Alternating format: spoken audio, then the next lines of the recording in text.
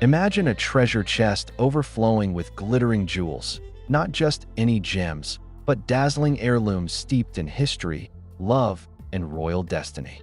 Today, we're unlocking that chest to explore the breathtaking pieces Queen Mary handed down to her granddaughter, Queen Elizabeth II. These aren't mere trinkets to admire under palace chandeliers. They're time capsules, each one whispering tales of devotion, guidance, and a grandmother's unshakable belief in a young girl who'd one day wear the crown. Buckle up, because we're about to embark on a dazzling journey through a royal bond that shaped an iconic monarch. And trust me, you won't want to miss a single sparkling detail. Picture this: Queen Mary, a regal figure with a sharp mind and a warm heart, wasn't just the classic grandmother doling out sweets and bedtime stories. No, she was a powerhouse, a mentor, a visionary, a force of nature, who saw something extraordinary in her little granddaughter, Princess Elizabeth. Their story takes a dramatic turn in 1936, a year so wild it's dubbed the Year of the Three Kings. It's a whirlwind of royal upheaval. King George V, Elizabeth's grandfather, passes away, leaving the throne in mourning. Then, her uncle, King Edward VIII, shocks the world by abdicating for love, tossing the crown like a hot potato. Suddenly, Elizabeth's father, King George VI, steps up, and bam, 10-year-old Elizabeth is thrust into the spotlight as the next in line. Chaos, right? But here's where Queen Mary swoops in like a royal superhero, cape fluttering in the wind. She didn't just pat Elizabeth on the head and say, "Good luck, kid." Oh no, Queen Mary had a plan. She saw this wide-eyed princess not just as her cherished grandchild, but as the future of the monarchy. Take the coronation of King George VI, for instance. Tradition usually keeps kids in the background, but Queen Mary? She rewrote the rulebook. She plopped Elizabeth right beside her in the front row, a bold, unheard-of move that screamed, "This girl's the real deal, and I'm here to show her the ropes." It was a masterclass in royal mentorship, a moment dripping with symbolism that said, "You're not just watching history, Elizabeth, you're going to make it." But Queen Mary didn't stop at grand gestures. She was all about the details, too. She pushed for Elizabeth to beef up her education. Not the fluffy stuff, but the kind of rigorous, brain-stretching knowledge a queen would need to rule with wisdom and grit. Elizabeth already had that spark, conscientiousness, a sense of duty you could feel a mile away, but Queen Mary polished it into a diamond-hard resolve. She dished out advice like a seasoned coach, whispering nuggets of wisdom that Elizabeth tucked away for the long haul. And here's the heartbreaking twist: Queen Mary didn't live to see her protégé take the throne. She passed away in 1953, just months before Elizabeth's coronation, a gut-punch moment for the young queen. Can you imagine stepping into that massive role, crown on your head, knowing your biggest cheerleader wasn't there to see it? It must have felt like a quiet ache, a void no one could fill. But Queen Mary left something behind, something tangible, something glittering, to keep their bond alive: her jewels. These weren't just pretty baubles, they were love letters in gold and diamonds, each piece carrying the weight of their shared story. They reminded Elizabeth of her grandmother's faith in her, her lessons, her fierce devotion to duty. So, let's dive into this royal jewelry box and uncover the treasures that tell their tale. Before we get started, do me a quick favor. Hit that like button and subscribe if you're loving this so far. It keeps the royal magic coming your way. The Girls of Great Britain and Ireland tiara. First up, let's talk about a crown jewel. Literally, that's so iconic it's practically royalty itself. The Girls of Great Britain and Ireland tiara. This isn't just a headpiece, it's a legend. Way back in 1893, it started as a wedding gift for Princess Mary of Teck. Yep, our Queen Mary, courtesy of a posse of spirited young women led by the fabulous Lady Eva Greville. They rallied together, pooling their pennies through a subscription drive, and handed the job to Gerard, the royal jeweler with a knack for turning dreams into diamonds. The result? A tiara dripping with diamond festoons and fleurs-de-lis, originally crowned with 14 creamy pearls and built to be a triple threat. Wear it as a tiara, a smaller coronet, or even a necklace. Talk about versatility. Here's a fun twist: the fundraiser was such a smash hit that they had cash left over, which they donated to help families devastated by the HMS Victoria shipwreck. Classy move, ladies. Queen Mary didn't just wear this tiara, she made it her own. Over the years, she tweaked it like a master artist, swapping out those pearls for extra diamond dazzle and slicing off the base to create a sleek bandeau. Fast forward to 1947, and she hands this double-duty treasure to Elizabeth as a wedding gift, both the tiara and the bandeau, a two-for-one special wrapped in love. Elizabeth, who nicknamed it Granny's Tiara, with the sweetest affection, couldn't get enough of it. She reunited the pieces, bringing it back to its full glory, and wore it everywhere: state dinners, official portraits, you name it. It's the tiara you've seen on stamps, coins, banknotes, a shimmering symbol of her reign.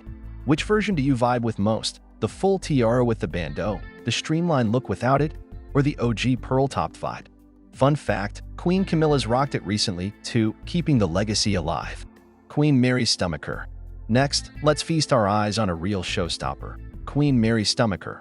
This isn't your average brooch, it's a trio of diamond-encrusted masterpieces, each one dangling with pendants that scream extravagance. Picture this. It's 1920, and Queen Mary's got a stash of wedding gift diamonds burning a hole in her jewelry box. She decides to go big, commissioning this stunner from scraps of two old-school gifts, a stomacher from the Maharaja of Kapurthala and a crescent from Swansea. Back in the day, stomachers were the ultimate bodice bling, but by 1920, totally passé. Did that stop Queen Mary? Nope.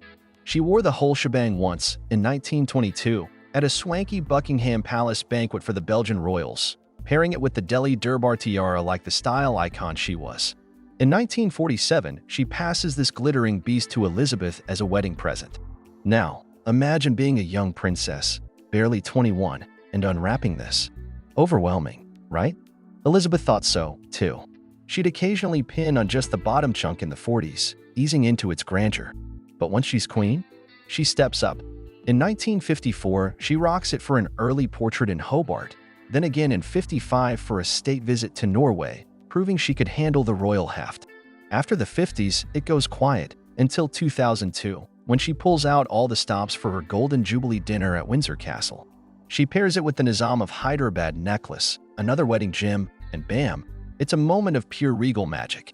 This stomacher's not just jewelry, it's a testament to growing into your crown. Welcome back, royal treasure hunters.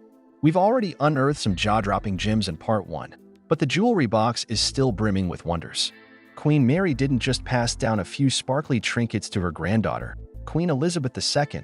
She handed over a legacy wrapped in gold, diamonds, and stories that could fill a palace. These pieces aren't just about glitz, they're about a grandmother's love, a queen's duty, and a bond that glittered through generations. So, grab your imaginary magnifying glass, because we're diving deep into the rest of this dazzling haul, and trust me, you're in for a treat that'll keep you hooked till the very last gem. The Cornwall Rose of York bracelet. Let's kick things off with a stunner that's as delicate as a flower and as tough as royal lineage. The Cornwall Rose of York bracelet. Picture the scene. It's 1893, and Princess Mary of Teck is tying the knot with Prince George, Duke of York. The folks of Cornwall decide to roll out the red carpet, or rather, the gold one, by gifting her this breathtaking bracelet. Crafted in shimmering gold, it's a masterpiece of twinkling diamonds and fiery rubies shaped into petals so intricate you'd swear they bloomed right off the vine.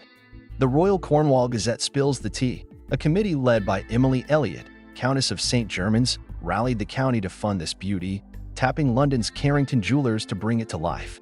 And here's the kicker, it's a shapeshifter. The centerpiece pops off to double as a pendant or brooch, giving Mary endless ways to flaunt it. She was over the moon, penning a gushing thank you note that practically glowed with gratitude. I can't tell you how deeply touched I am by this stunning ruby and diamond gift from Cornwall. Please tell them it's beyond lovely. Queen Mary didn't just stash it away, she worked it like a pro, pinning that central piece to her collar or letting the whole bracelet shine on her wrist. Then, in 1947, she drops this golden rose into Elizabeth's lap as a wedding gift. Talk about a hand-me-down with heart. Elizabeth couldn't get enough of it, slipping it on for milestone moments throughout her reign. Think state dinners, family gatherings, you name it. It's not just jewelry, it's a wearable love letter from Cornwall to the crown, blooming with history. Queen Mary's Indian bangles. Next up, let's jet off to the exotic with Queen Mary's Indian bangles, two diamond-studded wonders that scream elegance with a cultural twist. Back in 1893, the Bombay Presidency, a chunk of British India, wanted to wow Princess Mary for her wedding. Led by Lucy Ada, Baroness Harris, wife of Bombay's governor. They raised a pile of cash and delivered these beauties, twin bangles dripping with diamonds set in gold and silver. Here's the genius part. They're like jewelry transformers. Wear them solo for a subtle sparkle or snap a hidden hinge to stack them as one bold statement. Queen Mary was smitten. India held a special place in her heart, and she'd rave about it like a starry-eyed traveler. In 1947, she passes these treasures to Elizabeth, who takes them and runs with it, literally stacking them on one wrist like a royal trendsetter. They're not just bangles. They're a bridge between continents, twinkling with Mary's wanderlust and Elizabeth's style. Duchess of Gloucester's pendant earrings. Now, hold on to your tiaras, because we're time-traveling with the Duchess of Gloucester's pendant earrings. These babies go way back, early 19th century, pre-Queen Mary by a long shot. They started with Princess Mary, Duchess of Gloucester, a daughter of King George III. When she passed in 1857, childless, they zipped through the family tree to her niece, Princess Mary Adelaide of Cambridge, Queen Mary's mom. We're talking pearl drops hugged by diamond frames with detachable studs that scream old-school glamour. Queen Mary snags them in 1897 and rocks just the studs, dubbing them the Gloucester diamond and pearl earrings. Fast forward to 1947, and she gifts the pearl clusters to Elizabeth for her wedding. Elizabeth wears them on her big day, then later inherits the pendants after Mary's death in 1953, turning one pair into two. She pairs them with heavy hitters like the Vladimir tiara, making every outing a masterclass in regal chic. These earrings? Their history dangling from her ears. Queen Mary's Ladies of Devonshire earrings. Let's lighten things up with the Ladies of Devonshire earrings, small but mighty pearls with diamond toppers that pack a punch. Another 1893 wedding score for Princess Mary. These came courtesy of the Devonshire ladies, led by Lady Clinton. They're designed to vibe with a matching necklace turned tiara from the ladies of England. Talk about a power duo. Mary loved them, often pairing them with her Girls of Great Britain tiara for maximum sparkle. In 1947, she hands them to Elizabeth, who turns them into her go-to-daily dazzlers. They're tiny, lightweight, and timeless, perfect for everything from tea at Buckingham to global tours. Fun fact, there's a bigger pearl pair in Mary's stash with chunkier diamonds. But Elizabeth? She's all about these Devonshire darlings. Simple? Sure. Stunning? You bet. The Dorset Bow Brooch. Cue the drama with the Dorset Bow Brooch, a diamond bow so grand it could tie up a royal scandal. Dorset gifted this to Mary in 1893 for her wedding, crafted by Carrington in gold and silver with loops that practically dance in the light. It's a near twin to a bow brooch made for Empress Eugenie in 1855. Fancy, right? Mary adored it, pinning it everywhere from her waist at the 1897 Devonshire House Ball to her chest for casual flair. Unlike her usual tweak-happy self, she left this one untouched, pure perfection. In 1947, it's Elizabeth's wedding gift, and she wastes no time making it hers. She debuts it at Prince Charles's 1948 christening, then rocks it at Princess Anne's 1973 wedding. It's a Remembrance Sunday staple, too, gathering poppy stems to honor Britain's fallen. Big, bold, and beautiful, it's a brooch with a backbone. The turquoise and diamond floral brooch. Last but not least, let's unearth a hidden gem, the turquoise and diamond floral brooch. This beauty popped into the spotlight when Queen Camilla wore it on a 2023 state visit to Germany. A royal plot twist. Turns out, it was Queen Mary's 1942 confirmation gift to Elizabeth, handed over during a quiet wartime ceremony at Windsor Castle.